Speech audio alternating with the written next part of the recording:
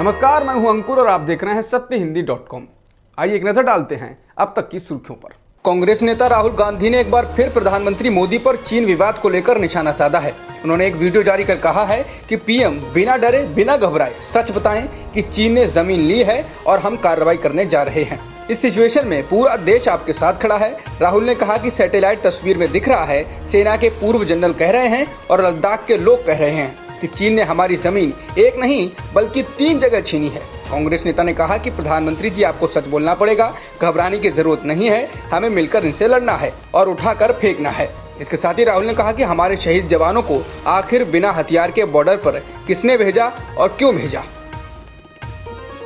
America में इस साल नवंबर में होने वाले राष्ट्रपति चुनाव में डेमोक्रेटिक पार्टी की ओर से राष्ट्रपति के उम्मीदवार पूर्व उपराष्ट्रपति जो बाइडेन ने कहा कि कश्मीरियों के सभी तरह के अधिकार बहाल होने चाहिए। बाइडेन ने कहा कि कश्मीरियों के अधिकारों के बहाल करने के लिए जो भी कदम उठाए जा सकते हैं उसे भारत उठाए। इसके साथ ही बाइडेन ने भारत के नागरिकता संशोधन कानून यानी CAA और NRC को लेकर भी निराशा जाहिर की है। ये सब जो बाइडेन की कैंपेन वेबसाइट पर प्रकाशित एक पॉलिसी पेपर में कहा गया है। अमेरिकी विदेश मंत्री माइक पोम्पियो ने कहा कि चीन से भारत और दक्षिण पूर्वी एशिया में बढ़ते खतरों को देखते हुए अमेरिका ने यूरोप से अपनी सेना की संख्या कम करने का फैसला किया है।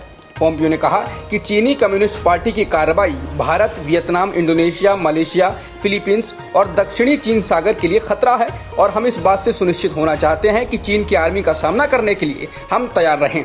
हमें लगता है कि हमारे वक्त की ये चुनौती है और हम इसे सुनिश्चित करने जा रहे हैं कि हमारी तैयारी पूरी रहे।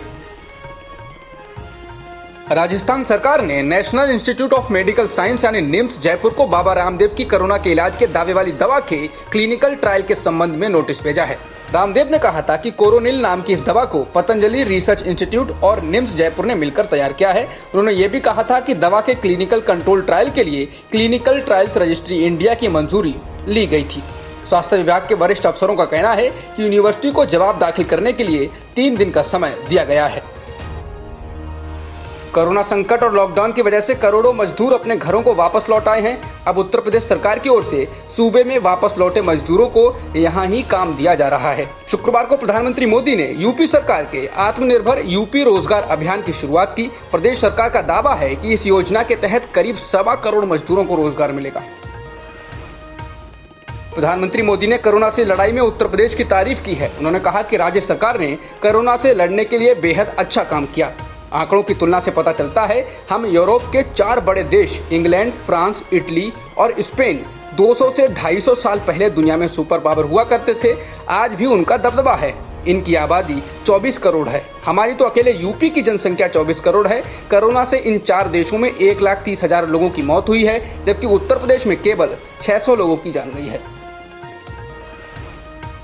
गलवान घाटी में भारत और चीन के बीच हुए संघर्ष के बाद पीएम नरेंद्र मोदी के भाषण को लेकर शिवसेना नेता संजय राउत ने प्रधानमंत्री मोदी पर तीखा हमला बोला है।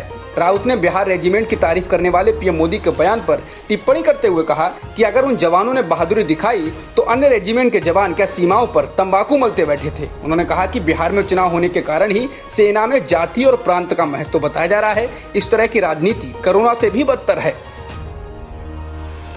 सीबीएसई बोर्ड की 10वीं और 12वीं की परीक्षाओं का रिजल्ट 15 जुलाई तक जारी किए जाएंगे। इसको लेकर आज सुप्रीम कोर्ट में सुनवाई हुई थी। इसके बाद फैसला हुआ है कि कक्षा 10वीं और 12वीं के जिन छात्रों ने परीक्षा पूरी कर ली है उनका सामान्य रूप से रिजल्ट आएगा, जबकि जिन छात्रों ने 3 से ज्यादा पेपर दिए हैं बचे हुए पेपर के लिए उनका रिजल्ट सर्वश्रेष्ठ 3 विषयों के औसत नंबर के हिसाब से दिया जाएगा। जिन्होंने 3 पेपर दिए हैं उन्हें सर्वश्रेष्ठ 2 विषयों के औसत अंक मिलेंगे और जिन छात्रों ने 1 या 2 पेपर खत्म किए हैं उनके नंबर बोर्ड की परफॉर्मेंस और इंटरनल प्रैक्टिकल असेसमेंट के आधार पर दिए जाएंगे। शुक्रवार को डीजल की कीमतों में जहां लगातार 20वें दिन बढ़ोतरी हुई है, वहीं 3 सप्ताह से भी कम समय में पेट्रोल के दाम 19 बार बढ़ाए गए हैं। 7 जून से पेट्रोल 8 रुपये 87 पैसे प्रति लीटर और डीजल 10 रुपये 80 पैसे प्रति लीटर महंगा हुआ है। दिल्ली में अब पेट्रोल का दाम 80 रुपये 13 पैसे हो गया है, वहीं डीजल की कीमतें 80 रुपये 19 पैसे हो गई हैं। इसके अलावा मुंबई में पेट्रोल का दाम 86 रुपये 91 पैसे हो गया है, तो वहीं डीजल की कीमत 78 रुपये 51 पैसे प्रति लीटर हो गई है। मुख्यमंत्री अरविंद केजरीवाल ने कहा कि दिल्ली में कोरोना संक्रमण के मामले अधिक हैं, पर हालात नियंत्रण में हैं और चिंता की कोई बात नहीं है। उन्होंने बताया कि हमने कोरोना टेस्टिंग की क्षमता 3 गुना बढ़ा दी है, लेकिन हर रोज करीब 3000 मामले ही बढ़ रहे हैं। कोरोना संक्रमित कुल मरीजों में 45,000 लोग ठीक भी हुए हैं। फिलहाल कोरोना संक्रमण के 26,000 सक्रिय मामले हैं, जिनमें 6,000 अस्पताल में भर्ती हैं। कोरोना के बढ़ते संकट के बीच असम ने गुवाहाटी और कामरूप जिलों में 14 दिनों के लॉकडाउन का ऐलान किया है। ये 28 जून की आधी रात से लागू होगा। भारत में एक दिन में कोरोना संक्रमण के 17,296 नए मामले आए हैं और 407 लोगों की मौत हुई है, जिसके साथ ही देश में कुल संक्रमितों की संख्या 4,90,000 से अधिक हो गई है और मरने वालों का आंकड़ा 15,301 हो गया है। फिलहाल 2,85,000 लोग ठीक हो चुके हैं और एक्टिव केस 1,89,000 से अधिक हैं। जॉन्स हॉपकिंस यूनिवर्सिटी के अनुसार दुनिया में संक्रमितों की संख्या 96 लाख को पार हो गई है और मरने वालों का आंकड़ा 4,89,000 से अधिक हो गया है। इसके अलावा 52 लाख से अधिक लोग ठीक भी हो चुके हैं। जॉन्स हॉपकिंस यूनिवर्सिटी के अनुसार अमेरिका में कोरोना संक्रमित मरीजों की संख्या 24,21,000 से अधिक हो गई है और मरने वालों की संख्या 1,24,000 से ज्यादा है। अब तक की खबरों में इतना ही। बाकी खबरों के लिए बने रहिए सत्यहिंदी.com के साथ।